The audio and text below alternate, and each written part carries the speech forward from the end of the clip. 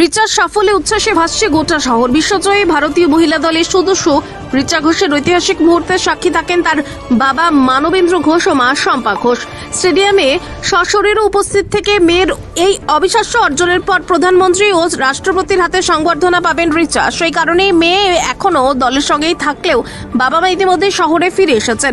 সংবাদ মাধ্যমের সামনে মেয়ের সাফল্যের কথা বলতে গিয়ে আবেগে ভেসে যান দুজনেই। বাবা মানবেন্দ্র ঘোষ জানান, আমি কখনো ভাবিনি আমার মেয়ে দেশের হয়ে এমন সাফল্য এনে দেবে।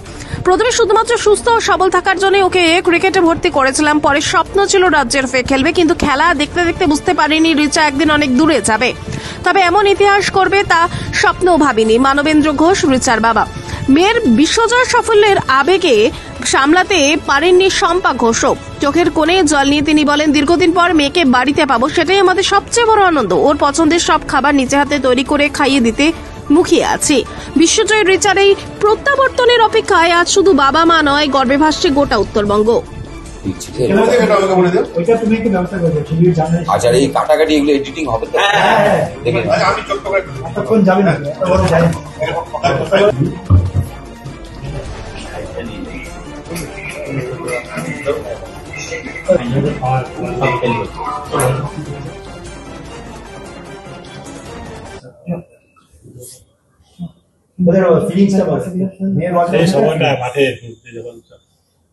অ্যাকচুয়ালি যখন আমরা খেলা দেখছিলাম ওর মুহূর্তে, মানে কি বলবো, যে আমাদের যে প্ল্যানই ছিল যে না আমরা জিতবই, কিন্তু তবুও লাস্ট মুহূর্তে যখন আসছে জিতে গেলাম, সেটা মানে মানে কি বলবো, মানে বলার কোনো কিছুই নেই আর।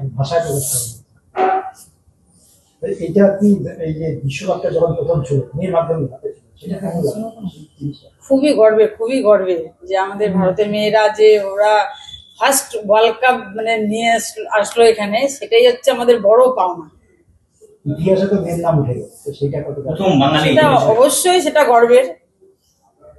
আর কি প্রিপারেশন কি যাচ্ছে নিয়ে আসলে, কি রান্না করে খাওয়ানো হবে, কি করা হবে? মেয়ের পছন্দের যা আছে ওটা তো সবার প্রথম থেকেই সবাই জানে যে মেয়ের পছন্দ ওটাই খাওয়ানো। একটু মিষ্টি মুখ হবে, ওর পছন্দের ফ্রাইড রাইস আছে, চিলি চিকেন আছে, চিলি পনির আছে, এইসব একটু।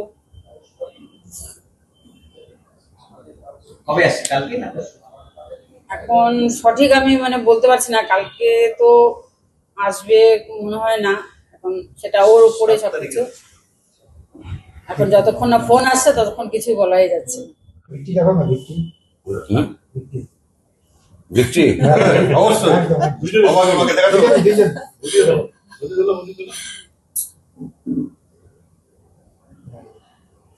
খুব সম্ভবত ওর প্রধানমন্ত্রীর সাথে আজকে আছে, আমরা কালকে মনে হয় রাষ্ট্রপতির সাথে। তো এবার শিডিউল গুলো না এত কি হয়ে যাচ্ছে, তো কাল কিন্তু এখন অ্যাজ পার আমার সাথে ওর যা কথাবার্তা হয়েছে তাতে হয়তো পরশুদিন সকালবেলাও ফিরবে। হ্যাঁ, এই ব্যাপারগুলো আছে। বিশ্বকাপের রাতে কি ঘুম হয়েছে? হ্যাঁ, বিশ্বকাপের রাতে কি ঘুম হয়েছে? তখন আবার একের পর এক 2 মিনিট করতে করতে ব্যাস পুরো টাইমটা কেটে গেছে। তারপর দুপুরবেলা একটু ঘুমানোর চেষ্টা করলাম, তখন ঘুমানো। রিচা জেতার পর রিচা প্রথম কি প্রথম দিনটার একটা অপেক্ষা ছিল নাকি, মানে এই দিনটার একটা অপেক্ষা নিশ্চয়ই করেছিল না প্রথম থেকে যখন জার্নি শুরু, তখন একটা তো স্বপ্ন ছিল যে বিশ্বকাপ খেলবে, স্বপ্ন ছিল না? অ্যাকচুয়ালি এই ব্যাখ্যাটা অন্য। প্রথম থেকে বলতে যদি একদম মানে একদম পেছনে চলে যাই, একটা সময় ছিল যখন নাকি আমি ছোটখাটো লেভেলে খেলতাম, কিন্তু সেই খেলাটা খেলতাম ভালো লাগতো বলে খেলতাম। আর ওই মুহূর্তে আমাদের মানে কলকাতা যাওয়াটা একটা স্বপ্ন ছিল। তো যেটুকু সুযোগ পেয়েছি, যেভাবে পেয়েছি ওটাকে এনজয় করার চেষ্টা করেছিলাম। তো এইবার রিচা, বড় মেয়ে, এদের যাই হোক এরা আসেন, তো ওকে মাঠে অ্যাকচুয়ালি নিয়ে গেছিলাম হচ্ছে যে একটা জিনিস সবসময় বিশ্বাস করতাম আর কি, এখনো করি, ভবিষ্যতে ওটাই করব, যে হেলদি মাইন্ড ক্রিয়েটস এ হেলদি, হেলদি বডি ক্রিয়েটস এ হেলদি মাইন্ড। তো এই যে প্র্যাকটিক্যাল একটা যে মানে মাথার মধ্যে সবসময় থাকতো, সেই কারণেই আমি ওকে কিন্তু মাঠে প্রথমে নিয়ে যাই, যে ফিজিক্যাল অ্যাক্টিভিটিসের মধ্যে থাকুক, তাতে হয়তো ওর সুবিধা হবে। তো এটাই ছিল প্রথম চিন্তাধারা।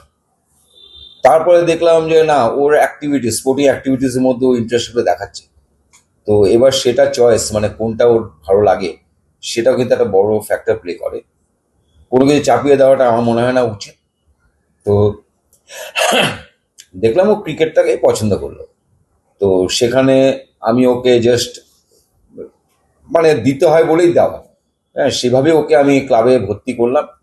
কিন্তু আমাদের দিতে হবে বলে দেওয়ার ব্যাপারটা ও এত সিরিয়াসলি নিল এবং এত ডেডিকেশন দেখালো, তখন আমি বুঝতে শুরু করলাম যে না, শি ইজ ভেরি সিনসিয়ার। তো ও খেলতে চায়, তো ঠিক আছে, খেলবে।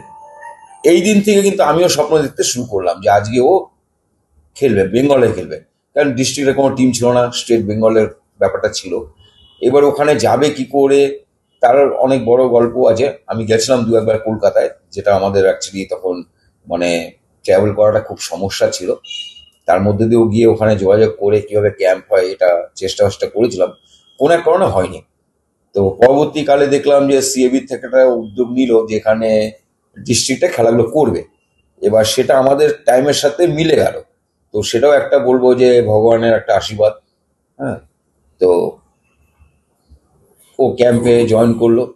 জয়েন করার পর তার আগে অবশ্যই ইন্টার ডিস্ট্রিক্ট যে খেলাগুলো হলো সেখানেও পারফরমেন্সগুলো উল্লেখযোগ্য হলো। তো প্রথম পর্যায়ে যেটা স্বপ্ন দেখেছিলাম সেটা ডিস্ট্রিক্ট খেলাটা, সেটা আমার স্বপ্ন ছিল ডিস্ট্রিক্ট খেলবে।